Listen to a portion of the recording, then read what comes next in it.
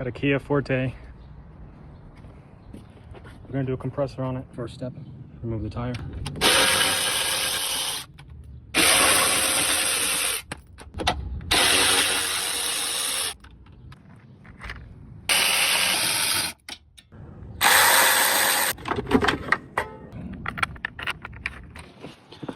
I had to run to O'Reilly's and get this extension for my wrench. Otherwise, the serpentine belt was never going to get off.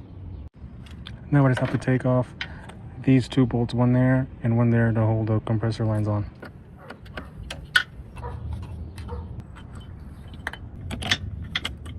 If it would bleed, I would fucking kill this bolt. Something fell into my fucking eye, dude. Belt is on, compressor is on.